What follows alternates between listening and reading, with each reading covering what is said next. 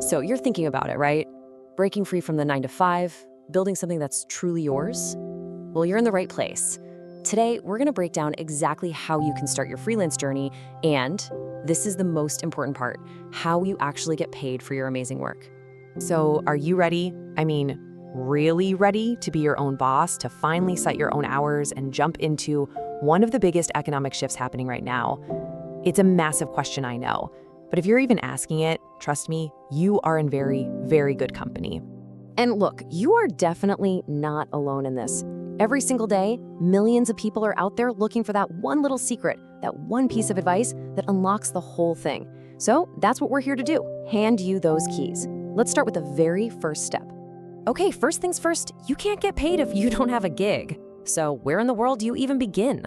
Well, for most people hitting the ground running, the answer is one of the big freelance platforms. Let's dive into the two heavy hitters.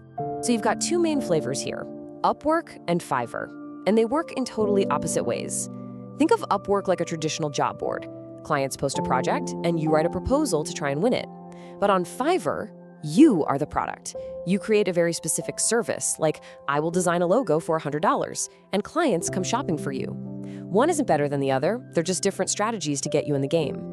It doesn't matter which platform you pick. Your profile is basically your digital storefront. To make it pop, you gotta do three things. 1, niche down. Don't just be a writer. Be a writer who creates blog posts for eco-friendly brands. Specialists get paid more, period. 2, build a killer portfolio. This is your proof of life.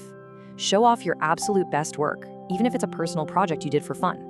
And 3, get those 5-star reviews. That social proof is everything. It builds instant trust before you've even said hello. All right, so people are finding your profile. They're interested. Now what?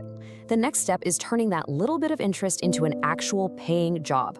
We need to talk about proposals and how you manage the work, because getting this part right is absolutely crucial. You know, this quote right here, it's a total game changer. Stop thinking of proposals as just a list of your skills. That's so boring. Instead, show the client you actually read their post. Ask a really smart question about their project. Show them you get their problem. That's what gets you hired. It shows you're a partner, not just some random person they're hiring. Now, once you've got the job, you have to watch out for this sneaky little project killer right here, scope creep. You know what I'm talking about. It's when the client asks for just one more little thing, and then another and another, until your nice, simple project has turned into a monster. Your best defense? A crystal clear agreement up front that spells out exactly what you're delivering. It keeps everyone honest and happy. And you don't have to juggle all of this in your head either. Think of these as the backbone of your freelance operation. You need proposal software to look professional, project management apps like Trello to keep your sanity, and cloud storage so you're not emailing giant files back and forth. Using these from day one makes you look like a seasoned pro. Okay, you've done the work, the client is thrilled. Now for my favorite part. Let's talk about turning all that hustle into actual, real money in your bank account. It is time to send that invoice. You are going to see this term, net 30, everywhere, so you have to know what it means.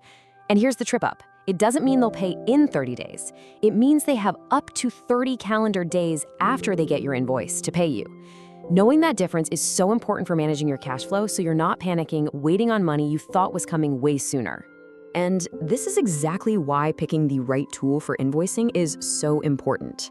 I mean, sure, basic tools are fine when you're just starting, but upgrading to an advanced platform can be a lifesaver. Just look at that middle row. Automatic late reminders.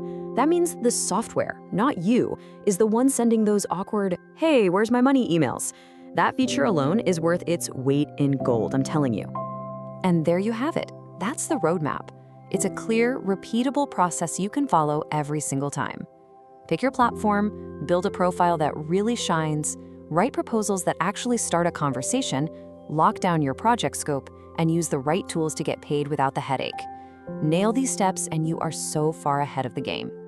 So, we've gone through the whole thing, from finding that very first gig all the way to cashing that check. The path is all laid out. You have the knowledge now, you've got the tools, so really the only question left is the big one you see right here. What are you gonna build with all that freedom?